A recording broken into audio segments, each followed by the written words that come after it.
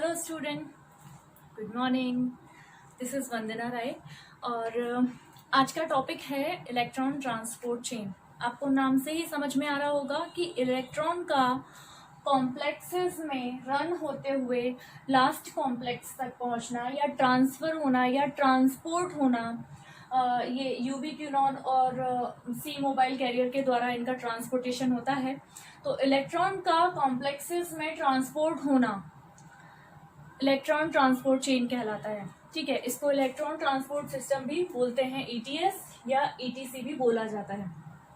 तो electron transport chain जो है वो माइटोकॉन्ड्रिया में परफॉर्म होती है, माइटोकॉन्ड्रिया में एग्जीक्यूट होती है। देखिए, माइटोकॉन्ड्रिया का ये मैट्रिक्स है, ये स्ट्रक्चर आपको दिख रहा है, इसमें ये माइटोकॉन्ड्रिया दिख रहा है आपको, इसमें माइटोकॉन्ड्रिया का ये मैट्रिक्स है। देखिए, ये माइटोकॉन्ड्रिया का मैट्रिक्स है, ये है इनर माइटोकॉन्ड्रियल मेम्ब्रेन, ये है पेरी माइटोकॉन्ड्रियल स्पेस और ये है आउटर मेम्ब्रेन। ओके, ये जो इलेक्ट्रॉन ट्रांसपोर्ट चेन है ये इनर माइटोकॉन्ड्रियल मेम्ब्रेन में एग्जीक्यूट होती है।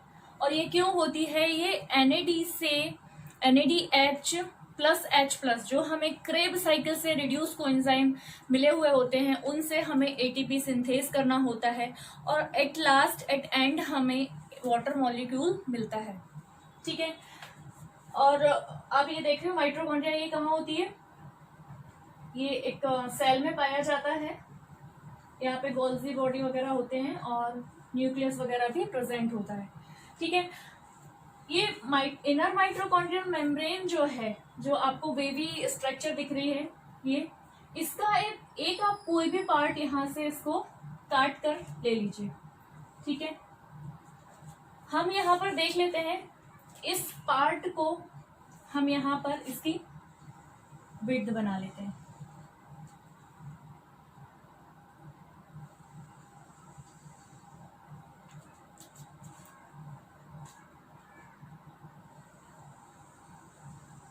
देखिए, ये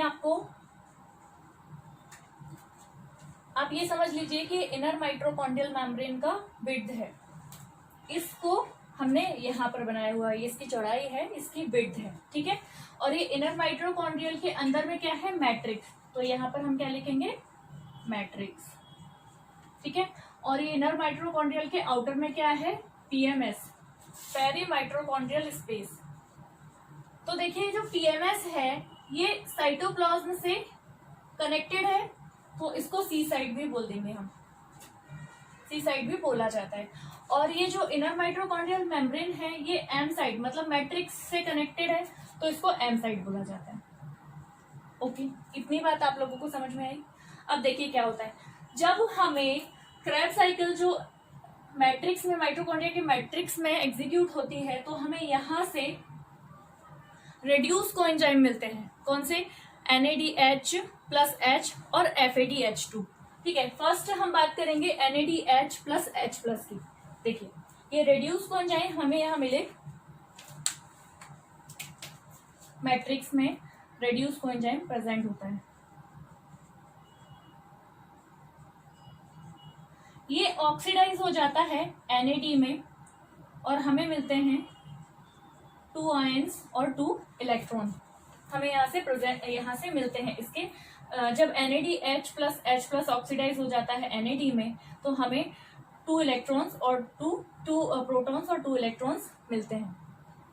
ठीक है, अब ये जो NAD है ये वापस से क्रेब साइकिल में चला जाता है फिर से रिड्यूस होने, क्योंकि हमारे पास NAD का इनफाइनाइट स्टोरेज तो नहीं है, ये इसको अपनी एनर्जी, अपने प्रोटॉन्स और इलेक्ट्रॉन्स रिड्यूस करके ये जब खाली हो जाता है तो ये वापस से क्रेब साइकिल में लग जाता है अपना दूसरा काम करने के लिए। ठीक है, अब ये जो आयंस हैं और इलेक्ट्रॉन है इनको कौन रिसीव कर लेता है? इनको रिसीव करता है इनर माइटोकॉन्ड्रियल में जो प्रेजेंट होता है, क्या प्रेजेंट होता है? FMN प्रेजेंट होता है। देखिए, इसके पहले एक चीज और बता देती हूँ कि ये जो प्रोसेस है वो कॉम्प्लेक्स वाइज, ये जो प्रोसेस है इनमें इलेक्ट्रॉन्स जो हैं वो ट्रांसफर होते हैं कॉम्प्लेक्स वाइज। इसमें 4 कॉम्प्लेक्सेस होते हैं। कॉम्प्लेक्सेस फर्स्ट जो रोमन न्यूमेरल में होते हैं कॉम्प्लेक्स 2, ये कॉम्प्लेक्स 3 होता है और ये कॉम्प्लेक्स 4 होता है। ठीक है, ये जो कॉम्प्लेक्स आपको स्क्वायर में दिख रहे हैं वो कॉम्प्लेक्सेस जो है वो स्टेबल होते हैं। ठीक है, और ये जो यूबी क्यूनॉन और जो सी है ये मोबाइल प्रोटॉन कैरियर है। ये क्या करते हैं, हितर एंड दितर मूव करते रहते हैं। मतलब इलेक्ट्रॉन को यहां से लेकर दूसरे कॉम्प्लेक्स तक ट्रांसफर कर देते हैं। मतलब ये इस कॉम्प्लेक्स फर्स्ट से लेगा, यूवी क्यूनॉन जो है वो कॉम्प्लेक्स फर्स्ट से इलेक्ट्रॉन लेकर कॉम्प्लेक्स थर्ड तक पास कर देगा, या इससे लेकर यहाँ पास कर देगा। ये मूव होते रहते हैं हितर एंड दितर। ठीक है, लेकिन ये जो 4 कॉम्प्लेक्स हैं ये स्टेबल होते हैं, ये मूव नहीं होते। ठीक है, अब ये एफएमएन जो है वो प्रेजेंट होता है 1 कॉम्प्लेक्सेस में। ठीक है, ये एफएमएन 2 प्रोटॉन और 2 इलेक्ट्रॉन को रिसीव करके FMnH2 में कन्वर्ट कर देता है।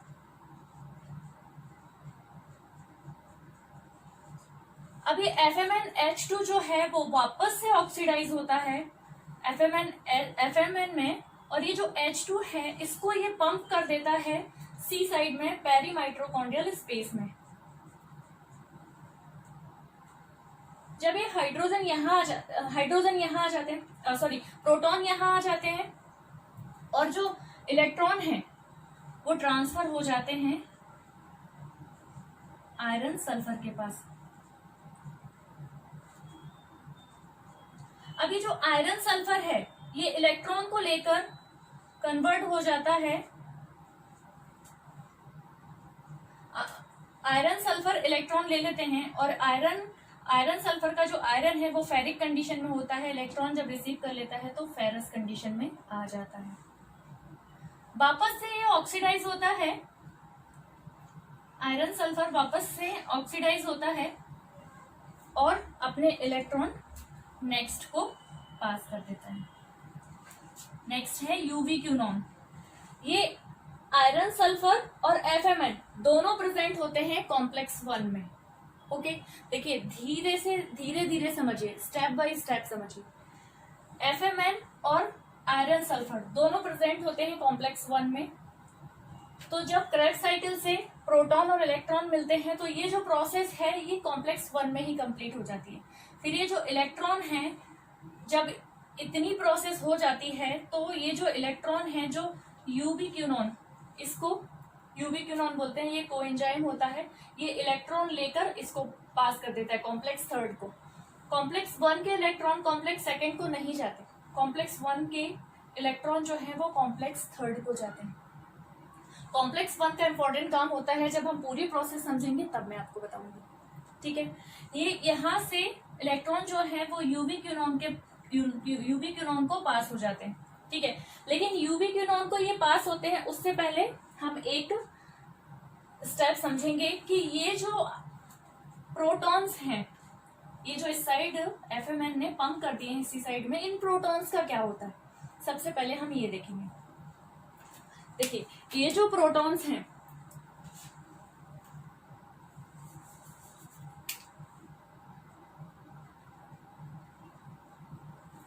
ये जो प्रोटॉन है ये साइड के थे, M साइड के थे, और ये C साइड में आ गए, मैट्रिक्स साइड के थे और पेरी माइटोकॉन्ड्रियल साइड में आ गए हैं।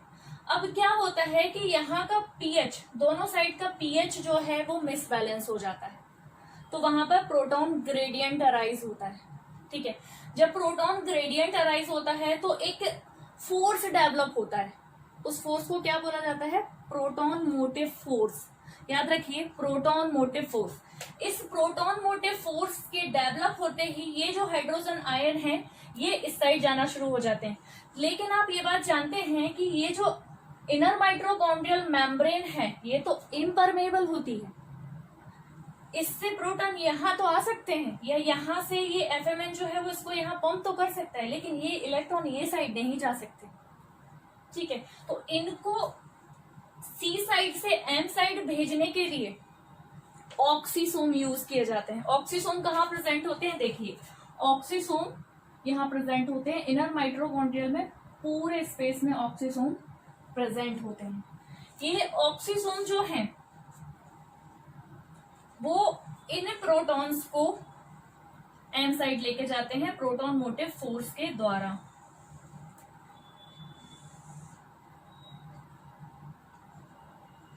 ये प्रोटॉन मोटिव फोर्स यहाँ पे डेवलप हो जाता है और इसके द्वारा ये आयंस जो हैं वो सी साइड से एम साइड चले जाते हैं, एम साइड जाना स्टार्ट होते हैं। देखिए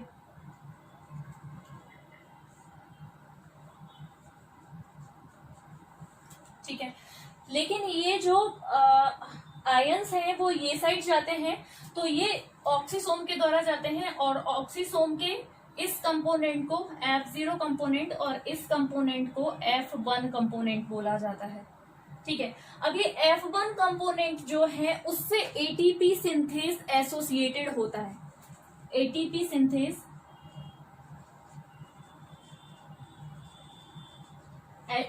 सिंथेस एसोसिएटेड होता है F1 कंपोनेंट से। जब ये प्रोटॉन्स ऑक्सीसोम F0 कंपोनेंट से होकर एम साइड जब गुजरते हैं जाते हैं तो यहाँ पर एक एनर्जी डेवलप होती है। ये एनर्जी एटीपी सिंथेस हार्नेस कर लेते हैं और एडीपी को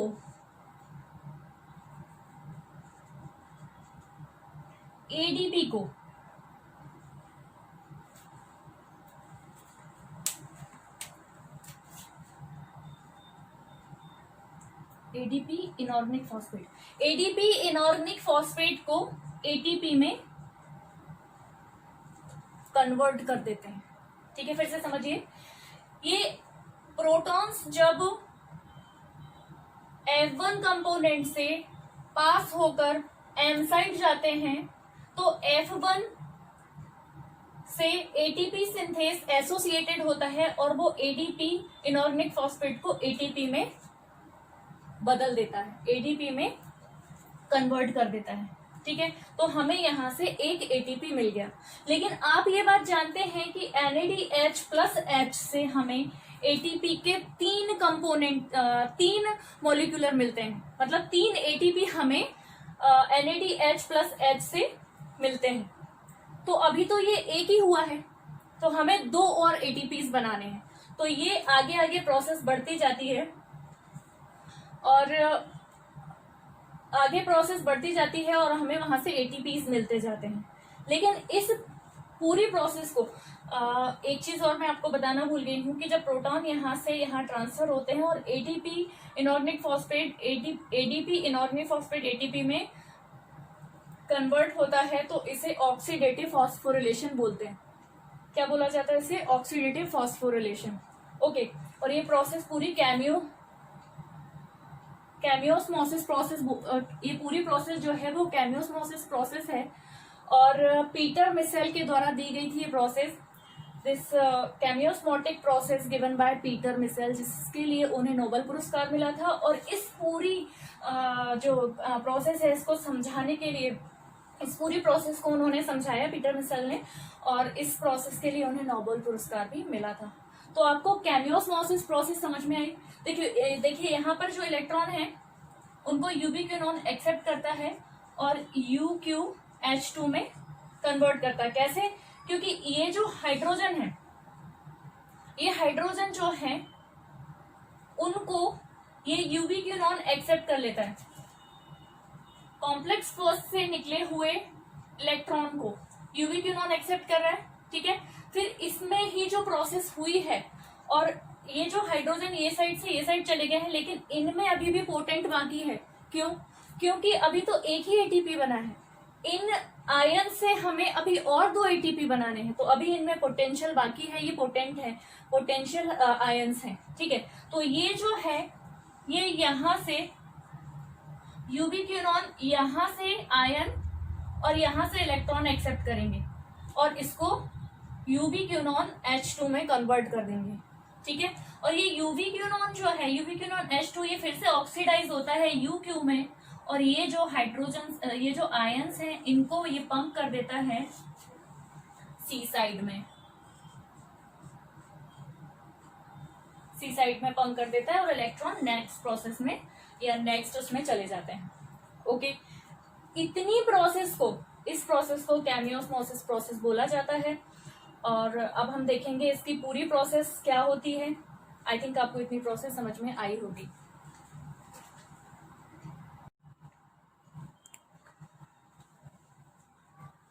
लास्ट में मैं आपको केमियोस्मोसिस प्रोसेस बता चुकी हूँ। अब हम पूरी प्रोसेस को, एटीसी के पूरे प्रोसेस को एक साथ देखेंगे, एक साथ समझने की कोशिश करेंगे। देखिए, ये पेरीमाइटोकॉन्ड्रियल स्पेस है, inner mitochondrial membrane, that is a matrix. Matrix में NADH+H+ जब ऑक्सीडाइज हो जाता है तो वो NAD बनाता है, ठीक है। NAD बना देता है, रिलीज कर देता है, और ये NAD क्रेब्स साइकिल में फिर से रिड्यूस होने चला जाता है, ठीक है। और जो आयन और इलेक्ट्रॉन हमें मिलते हैं वो इनर माइटोकॉन्ड्रियल मेम्ब्रेन में FMN प्रेजेंट होता है, और ये FMN जो है वो आयंस और इलेक्ट्रॉन रिसीव करके FMNH में कन्वर्ट हो जाता है, FMNH2 में बदल जाता है, कन्वर्ट हो जाता है। और ये FMNH2 ये फिर से ऑक्सीडाइज हो जाता है, फर्दर ऑक्सीडाइज होकर ये FMN ही बनाता है वापस, और ये जो आयंस है इनको P साइड में, पेरीमाइटोकॉन्ड्रियल साइड में भेज देता है। और जो इलेक्ट्रॉन्स हैं, इलेक्ट्रॉन्स जो हैं वो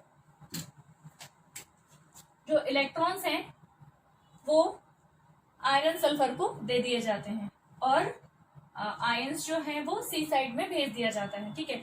और यहाँ पर जैसा कि मैंने लास्ट प्रोसेस में बताया था कि ये जो आयंस हैं ये ऑक्सीसोम से होते हुए M साइड में चले जाते हैं, और यहाँ पर F1 जो ऑक्सीसोम का जो कंपोनेंट है इसको F1 बोलते हैं, इससे ATP सिंथेस जो है वो एसोसिएटेड होता है। और जब ये आयंस प्रोटॉन मोटिव फोर्स के द्वारा ये साइड जा रहे होते हैं, M साइड जा रहे होते हैं, तो यहाँ पर एनर्जी डेवलप होती है। उस एनर्जी को ATP सिंथेस जो है वो हार्नेस कर लेते हैं, रिसीव कर लेते हैं, और ADP इनऑर्गेनिक फॉस्फेट को ATP में कन्वर्ट कर देते हैं। अब क्या होता है कि यहाँ पर जो आयंस इस साइड आए हैं वो आयंस में अभी भी पोटेंशियल बाकी होता है, तो ये आयंस यहीं रहते हैं, और ये इलेक्ट्रॉन जो है वो आयरन सल्फर को भेज दिए जाते हैं। अब ये आयरन सल्फर इन इलेक्ट्रॉन को रिसीव करते हैं, और ये जो आयरन सल्फर का आयरन है वो फेरिक कंडीशन में होता है, और ये इलेक्ट्रॉन को रिसीव करके फेरस कंडीशन में आ जाता है, ठीक है। ये फर्दर ऑक्सीडाइज होता है और अपने इलेक्ट्रॉन्स जो हैं वो यूवी क्यूनॉन को पास कर देता है। अब ये यूवी क्यूनॉन जो है, देखिए यहाँ पर ATP बन चुका है, अभी मैं यहाँ स्टॉप करती हूँ। यहाँ पर एक ATP हमारा बन चुका है, ये एक ATP हमारा बन गया है यहाँ पर, ठीक है। अब ये यूवी क्यूनॉन जो है वो इलेक्ट्रॉन को रिसीव करता है यहाँ से, और ये जो हाइड्रोजन है इनमें पोटेंशियल अभी बाकी है, तो इनसे अभी हमें 2 ATP और बनाने हैं। तो ये यूवी क्यूनॉन जो है इलेक्ट्रॉन को यहाँ से रिसीव करता है और प्रोटॉन को यहाँ से रिसीव करता है, और UQH2 में कन्वर्ट हो जाता है। अब ये UQH2 जो है वो फर्दर ऑक्सीडाइज होता है, फर्दर ऑक्सीडाइज होकर UQ बनाता है, यूवी क्यूनॉन अपने वापस फॉर्म में आ जाता है, और ये जो आयंस हैं इनको ये पेरीमाइटोकॉन्ड्रियल साइड में या C साइड में भेज देता है। अब क्या होता है, ये इलेक्ट्रॉन जो है वो वापस से यही प्रोसेस ऑक्सीडेटिव फॉस्फोरिलेशन फिर से होता है इसमें, और प्रोटॉन मोटिव फोर्स के द्वारा ये आयंस फिर से प्रोटॉन मोटिव फोर्स के द्वारा ये साइड चले जाते हैं, M साइड चले जाते हैं, M साइड चले जाते हैं, और ये ऑक्सीसोम के F1 कंपोनेंट से ATP सिंथेस जो है वो एसोसिएटेड होता है, और ये जो प्रोटॉन्स यहाँ जा रहे होते हैं तो यहाँ पर एक एनर्जी डेवलप होती है। इस एनर्जी को ATP सिंथेस हार्नेस करते हैं, और ADP इनऑर्गेनिक फॉस्फेट जो है वो ATP में कन्वर्ट हो जाती है। सेम प्रोसेस जो यहाँ हुई है वो यहाँ पर होती है। यहाँ पर हमें एक ATP मिल गया है, ये हमें यहाँ पर दूसरा ATP मिल गया है। This is a second ATP. अभी भी ये अभी भी ये प्रोटॉन जो यहाँ से यहाँ आए हैं, इनमें अभी भी पोटेंशियल, इनमें अभी भी क्षमता, इनमें अभी भी एनर्जी बाकी है, क्योंकि हमें एक और एटीपी बनाना है। तो ये जो है ये साइड ही प्रेजेंट रहता है, और जो इलेक्ट्रॉन्स जो हैं वो यूबिक्विनोन जो है वो इलेक्ट्रॉन्स को आयरन सल्फर को दे देते हैं। इलेक्ट्रॉन क्या है यहाँ पर, कैरियर, यूबिक्विनोन क्या है यहाँ पर, कैरियर है, मोबाइल इलेक्ट्रॉन कैरियर है, मोबाइल प्रोटॉन कैरियर है, जिनको इलेक्ट्रॉन्स को लेकर जाता है। ठीक है, ये कॉम्प्लेक्स 1 से कॉम्प्लेक्स 3 साइटोक्रोम बी तक यूबिक्विनोन ही जो है वो यहाँ से इलेक्ट्रॉन लेकर कॉम्प्लेक्स साइटोक्रोम सी तक लेके जाता है। ये जो C1 C A और A3 जो आपको दिख रहे हैं ये साइटोक्रोम्स हैं। ठीक है, cytochrome B, cytochrome C1, cytochrome C, cytochrome A, cytochrome A3। ठीक है, अब ये यूबिक्विनोन जो है, यूबिक्विनोन यहां से कॉम्प्लेक्स 1 से इलेक्ट्रॉन लेकर कॉम्प्लेक्स बी तक, साइटोक्रोम बी, कॉम्प्लेक्स बी में क्या प्रेजेंट है, साइटोक्रोम बी तक पहुंचाता है। अब इस साइटोक्रोम बी में जब इलेक्ट्रॉन आते हैं तो यहाँ पर आयरन सल्फर जो है वो वापस से ऑक्सीडाइज हो जाता है, और आयरन सल्फर में जो आयरन है वो फेरिक कंडीशन में होता है, इलेक्ट्रॉन लेकर फेरस कंडीशन में कन्वर्ट हो जाता है। ये साइटोक्रोम जो है बी जो है ये इलेक्ट्रॉन ट्रांसपोर्ट का ही काम करता है, इलेक्ट्रॉन को ट्रांसपोर्टेशन में भेज देता है। यहाँ से वापस से ये साइटोक्रोम बी है, इसमें ही प्रेजेंट होता है आयरन सल्फर, कि आयरन सल्फर को दे देता है अपने इलेक्ट्रॉन। जैसे FMN जो है और आयरन सल्फर इसके अंदर प्रेजेंट है कॉम्प्लेक्स 1 के अंदर, सेम कॉम्प्लेक्स बी के अंदर साइटोक्रोम बी और आयरन सल्फर भी प्रेजेंट होते हैं, सेम यहाँ भी प्रेजेंट होते हैं, और सेम प्रोसेस होती है। जो फर्स्ट में प्रोसेस हुई वही सेकंड में भी प्रोसेस होती है। ठीक, सॉरी सेकंड नहीं, थर्ड में प्रोसेस होती है, सेकंड का मैं बाद में बताऊंगी, थर्ड में भी वही प्रोसेस होती है।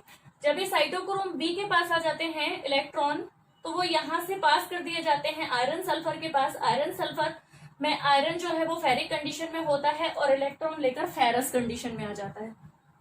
ठीक है, अब ये इलेक्ट्रॉन जो है उनको रिसीव कर लेता है फिर से यूबिक्विनोन, वापस से यूबिक्विनोन ही रिसीव करता है उनको, और ये यूबिक्विनोन इनको C1 तक पहुंचाता है। किसको, इलेक्ट्रॉन्स को यूबिक्विनोन ही पहुंचाता है। ये मैंने बताया था यूबिक्विनोन जो है वो यहाँ से वहां मूव होते रहता है, यहाँ चला जाता है, यहाँ से यहाँ तक मूव होते रहता है। ठीक है, कौन, कंपोनेंट यूबिक्विनोन। ठीक है, और लेकिन ये जो चारों है कॉम्प्लेक्सेस ये स्टेबल होते हैं, ये यहाँ वहां नहीं जाते, ये अपनी जगह पे प्री डिसाइडेड इनका स्पेस होता है, ये वहीं पर स्टेबल होते हैं। सिर्फ यूबिक्विनोन ही है जो यहाँ वहां ट्रांसफर होते रहता है और इलेक्ट्रॉन का ट्रांसफर करते रहता है। ठीक है, अब हम यहाँ आ गए हैं, यूबिक्विनोन ने साइटोक्रोम बी से इलेक्ट्रॉन लिए और यूबिक्विनोन के पास ये इलेक्ट्रॉन आ गए। अब यूबिक्विनोन क्या करता है, यहाँ साइटोक्रोम बी से इलेक्ट्रॉन लेता है, साइटोक्रोम बी से इलेक्ट्रॉन लेता है, और यहाँ मैट्रिक्स में जो हाइड्रोजन जो आयन से इनसे इलेक्ट्रॉन और इनसे आयन लेकर ये यूबिक्विनोन जो है वो UqH2 में कन्वर्ट हो जाता है। ठीक है, अब UqH2 फर्दर ऑक्सीडाइज होता है UQ में, और ये आयंस जो हैं वो पेरीमाइट्रोकॉन्ड्रियल स्पेस में आ जाते हैं। अब फिर से वही रिएक्शन होता है यहाँ पर कि हमें एक और ATP बनानी है, तो यहां से ये इलेक्ट्रॉन मिलते हैं यूबिक्विनोन को, यहां से इलेक्ट्रॉन्स मिलते हैं, और यहाँ से इलेक्ट्रॉन और यहाँ से आयंस लेकर यूबिक्विनोन जो है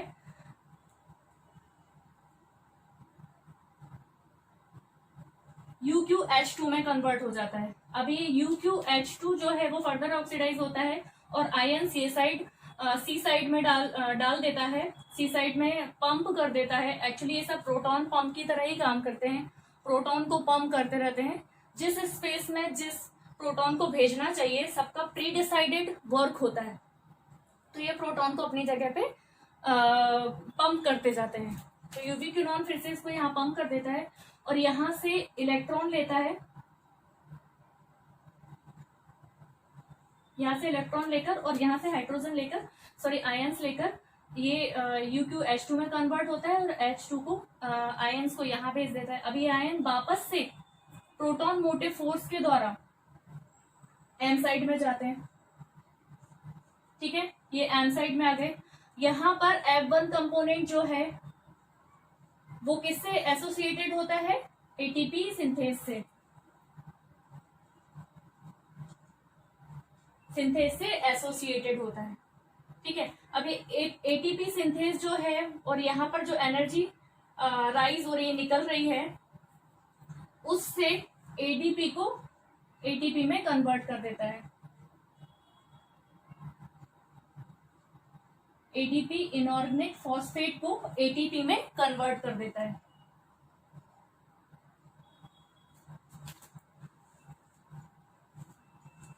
ये आयंस F0 कंपोनेंट से क्रॉस होकर इस साइड आते हैं और वापस से ये एटीपी सिंथेज F1 से एसोसिएटेड होता है और ये यहाँ से एनर्जी लेकर एडीपी इनऑर्गेनिक फॉस्फेट को एटीपी में कन्वर्ट कर देता है। अब देखिए हमको तीनों एटीपीज मिल चुके हैं।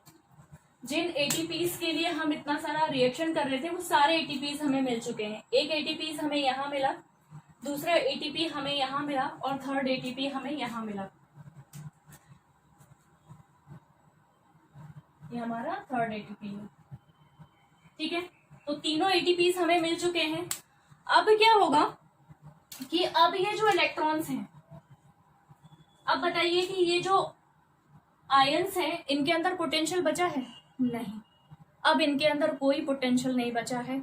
अब ये कोई एटीपी नहीं बनाएंगे क्योंकि मैंने पहले ही बताया था आपको NADH प्लस H प्लस सिर्फ 3 ही एटीपी दे सकता है, उससे ज्यादा एटीपी नहीं दे सकता। और इन आयंस की जो एनर्जी है वो हार्नेस कर ली गई है और एटीपीज बन चुके हैं, तो अब ये आगे नहीं बढ़ेगा।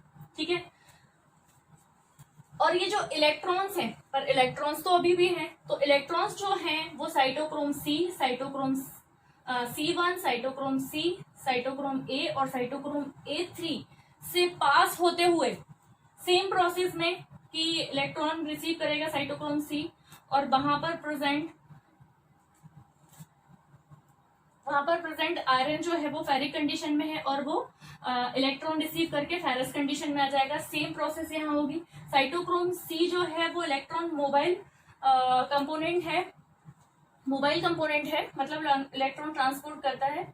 ये प्रोटीन कॉम्प्लेक्स नहीं है, तो सेम प्रोसेस सब में एक जैसी होगी। और फाइनली क्या होगा, A3 जो है उसे ऑक्सीडेटिव भी बोला जाता है। A3 को ऑक्सीडेटिव कॉम्प्लेक्स कंपाउंड भी बोला जाता है, साइटोक्रोम A3 को।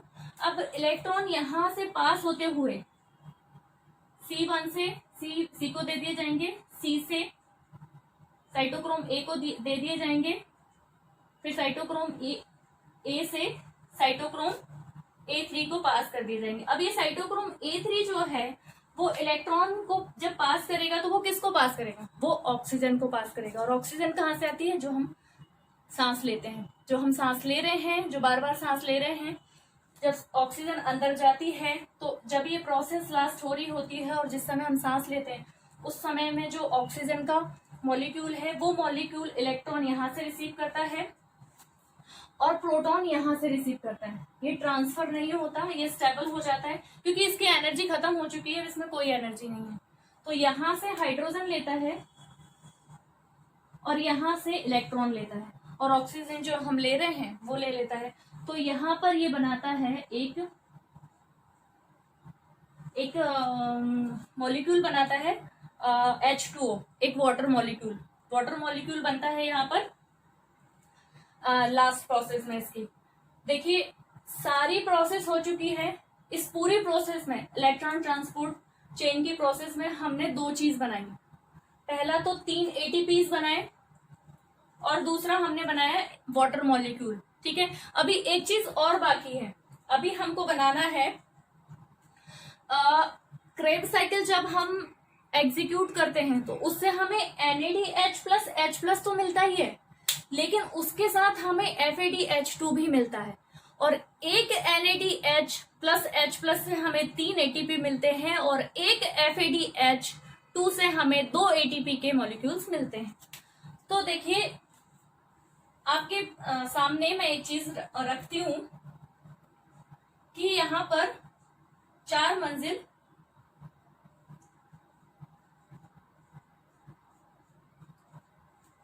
मंजिल इमारत है, ठीक है। आपको इस वाले बंदे से मिलना है, ठीक है, इस वाले बंदे से मिलना है, तो या तो आप सीढ़ियां चढ़ के जाओगे, ठीक है, या आप लिफ्ट से जाओगे, तभी आपको मिलेगा, नहीं तो आपको नहीं मिलेगा। तो हर किसी के पास पहुंचने का एक वे होता है, या हर किसी का अपना एक पोजीशन होता है।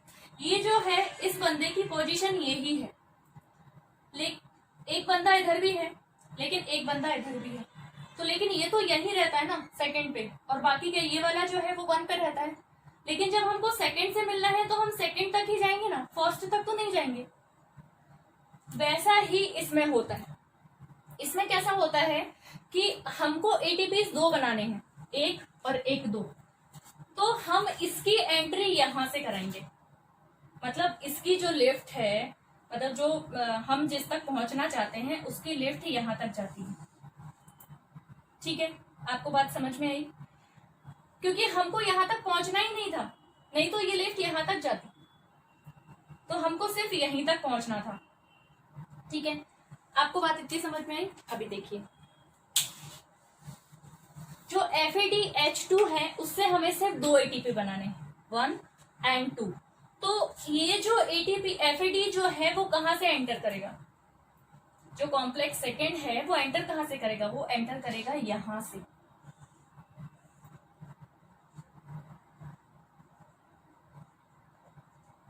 वो यहां से एंटर करेगा, क्योंकि उसको एक FADH2 जो है वो 2 मॉलिक्यूल देता है, तो एक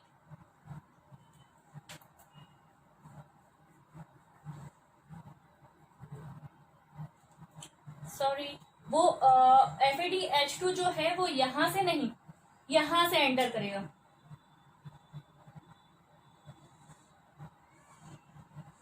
क्योंकि एक FADH2 जो है वो 2 ATPs देता है, एक ये और एक 2, तो इसका रेडॉक्स पोटेंशियल जो है वो यहां पर मैच करता है। प्रोसेस की सेकेंड स्टेप पर ये रेडॉक्स पोटेंशियल जो है वो इसकी FAD की जो रेडॉक्स पोटेंशियल है वो सेकेंड स्टेप पर मैच करती है, वो फर्स्ट स्टेप पर मैच नहीं करती, नहीं तो वो यहां पर मैच करती तो वो यहां से एंट्री करता, लेकिन वो इसकी रेडॉक्स पोटेंशियल जो है वो यहां से मैच करती है, इसलिए ये यहां से एंट्री करेगा। जब ये यहां से एंट्री करेगा तो इसकी सेम प्रोसेस होती है, सेम प्रोसेस में ये होते हुए यहां तक पहुंच जाएगा, और इसके FADH2 से हमें 2 ATPs मिल जाएंगे, एक ये और एक 2।